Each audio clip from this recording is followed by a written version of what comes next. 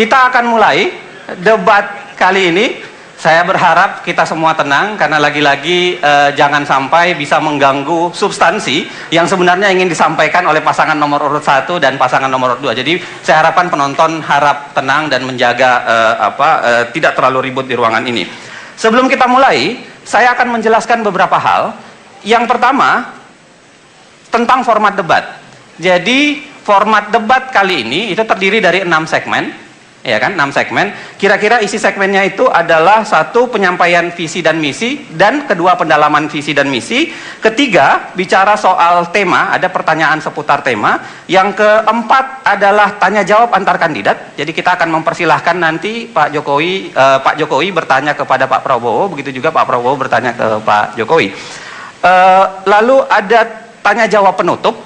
Penutup maksudnya menyampaikan penutupnya, dan yang terakhir adalah pernyataan penutup dari masing-masing kandidat.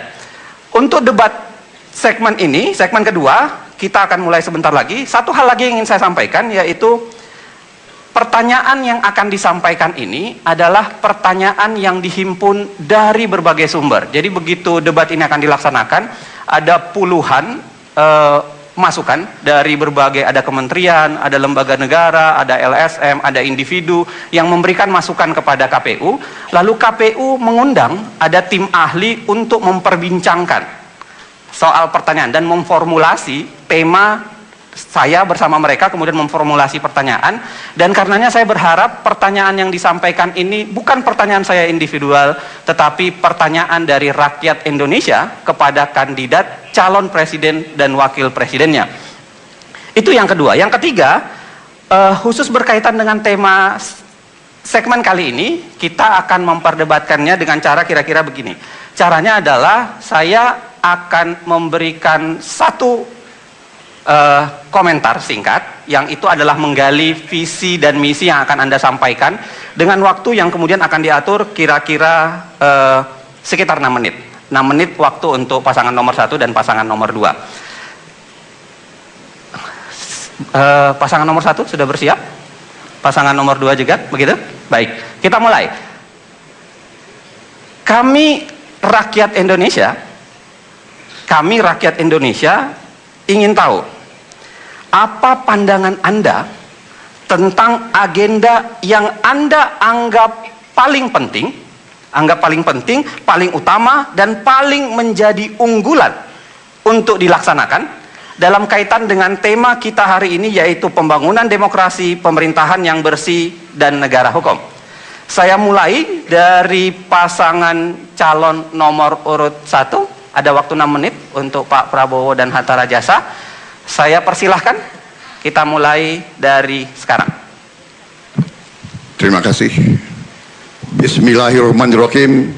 Assalamualaikum warahmatullahi wabarakatuh. Salam sejahtera bagi kita sekalian. Shalom, Om Swastiastu.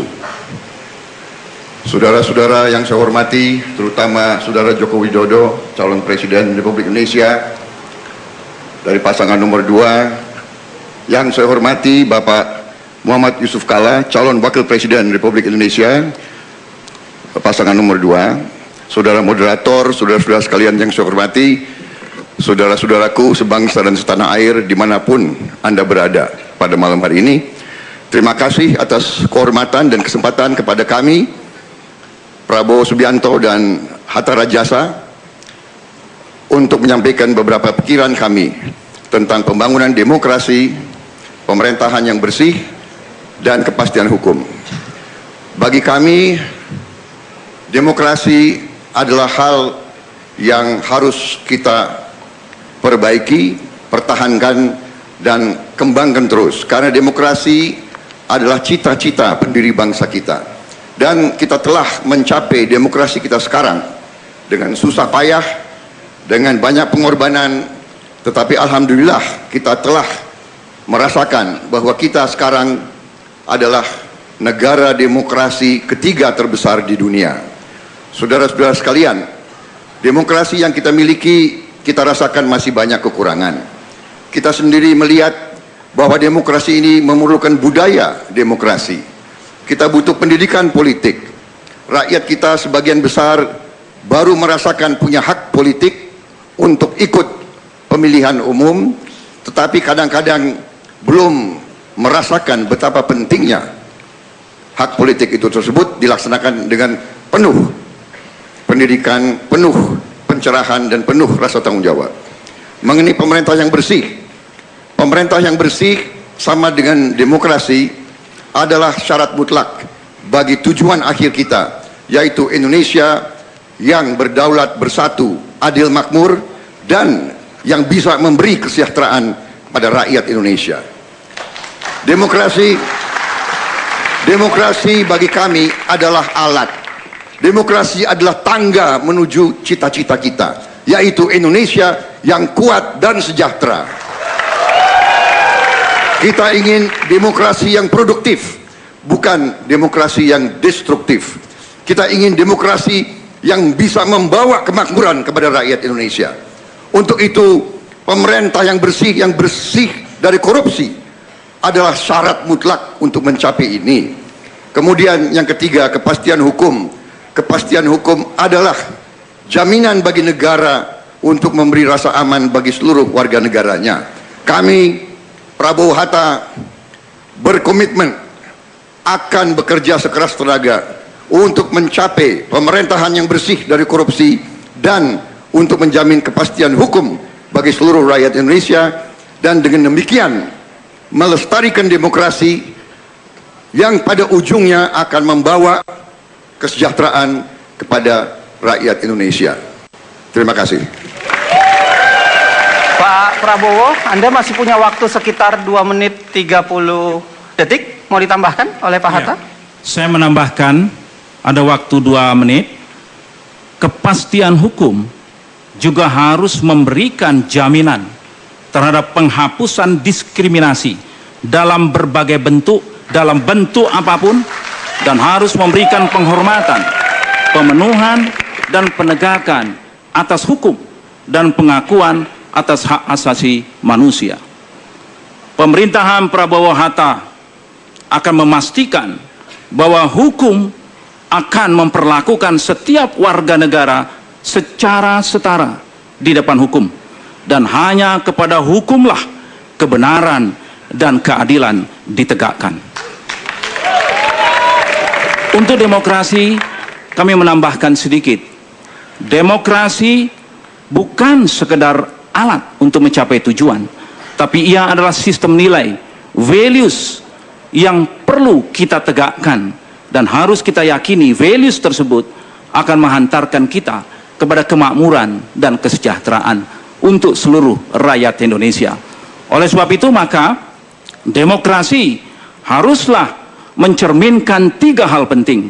Yang pertama, menjamin bahwa seluruh warga bangsa dapat menyalurkan hak-hak dan aspirasi dan inspirasinya tanpa diskriminasi apapun. Yang kedua, demokrasi juga harus dapat memberikan suatu hak-hak politik kepada setiap warga negara tanpa ada diskriminatif. Apapun latar belakangnya, apapun agamanya, setiap individu harus dapat dijamin hak-hak politiknya.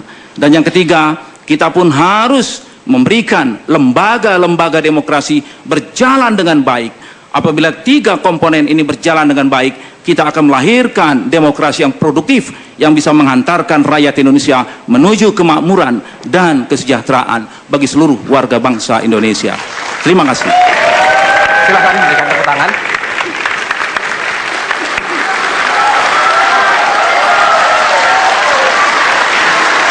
Bapak Ibu sekalian, lagi-lagi saya ingatkan, tolong jangan bertepuk tangan ketika sedang di tengah para kandidat sedang berbicara, karena kami semua khawatir, karena bukan hanya Anda yang berada di ruangan ini, pemirsa yang ada di seluruh pelosok negeri juga mau mendengarkan sesungguhnya, dan jangan sampai tepuk tangan Anda itu malah mengurangi substansi yang ingin beliau-beliau ini sampaikan.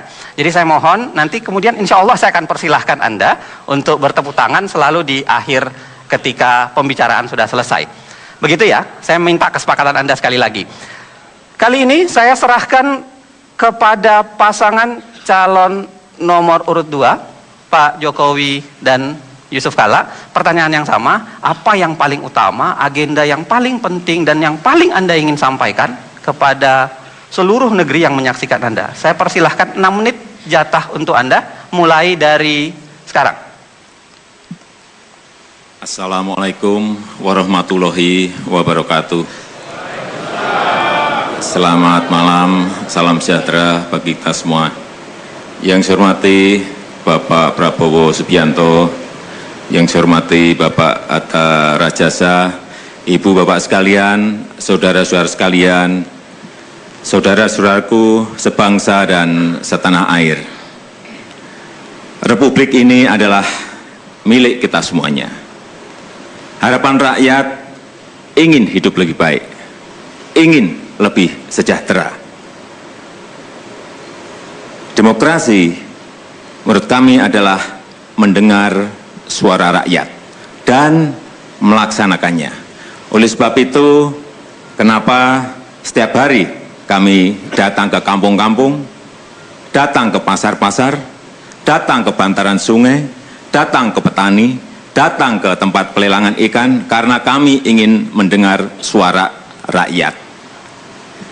Dengan cara apa? Dengan cara dialog. Pak JK, saya kira sudah banyak menyelesaikan konflik dengan cara dialog, untuk musyawarah, untuk sebuah kemanfaatan bagi rakyat banyak. Penyelesaian Tanah Abang, Waduk Pluit juga kita selesaikan dengan cara dialog. Bermusyawarah, mengundang makan, mengajak musyawarah, mengundang makan, mengajak musyawarah, kemudian menemukan manfaat bagi perpindahan itu. Kemudian yang kedua, pemerintahan yang bersih. Pemerintahan yang bersih bisa dilakukan apabila ada 2 hal. Pembangunan sistem. Sistem yang seperti apa? Telah kita lakukan dan telah kita buktikan, baik waktu kami jadi wali kota maupun jadi gubernur. E-budgeting, e-procurement, e-purchasing, e-katalog, e-audit, pajak online, IMB online, cara-cara seperti itulah yang saya kira kita perlukan dan bisa dinasionalkan. Semua daerah bisa, nasional bisa melakukan ini. Apabila Jokowi dan JK diberi amanah oleh rakyat untuk memegang pemerintahan ini. Yang kedua, setelah pembangunan sistem adalah pola rekrutmen yang benar. Dengan cara apa? Dengan seleksi dan promosi terbuka. Semua terseleksi dengan baik. Sehingga yang memegang pimpinan-pimpinan, baik di kementerian, baik di kedirjenan, baik di lembaga-lembaga, juga melalui sebuah pola rekrutmen, promosi dan seleksi yang terbuka. Tidak karena kedekatan, tidak karena senang dan tidak senang. Untuk selanjutnya, saya persilakan Bapak Yusuf Kalla. Terima kasih Bapak Jokowi dan para hadirin sebangsa dan tanah air. Kita bicara tentang kepastian hukum. Negara kita adalah negara hukum. Itu bunyi pasal 1 Undang-Undang Dasar 45. Artinya siapapun di antara kita harus taat dan memastikan bahwa semua orang memenuhi aturan dan ketentuan hukum. Salah satu syarat tentang kepastian hukum ialah kita menghormati sesama manusia. Kita harus melaksanakan hak-hak asasi manusia. Karena manusialah yang diperlakukan kepastian hukum itu. Tanpa penghormatan, tanpa pelaksanaan hak asasi manusia, tidak ada di antara kita yang dapat melaksanakan kepastian hukum itu dengan benar.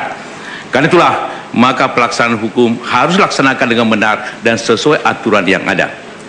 Banyak hal beberapa hal pokok untuk melaksanakan ketentuan kepastian hukum itu.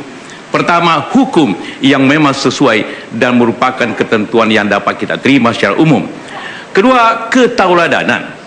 Tidak mungkin hukum itu dapat dilaksanakan tanpa ketauladanan daripada kita semua, khususnya para pemimpin. Jadi para pemimpin apabila ingin melaksanakan, pemimpinnya terlebih dahulu melaksanakan hukum dengan betul. Apabila pemimpinnya ingin melaksanakan dasar hukum itu hak asasi manusia, maka pemimpin itu pula harus taat kepada hak asasi manusia.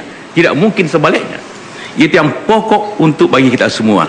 Kedua, tentu pemahaman rakyat kepada hukum itu sendiri dan ketaatannya kepada institusi. Sekarang ini masyarakat berkurang trustnya kepada institusi hukum. Karena itu institusi hukum harus kita perkuat dengan baik. KPK sebagai unsur yang kuat untuk menjaga negara dari korupsi harus diperkuat. Jangan penyidiknya hanya 60 dan sebagainya.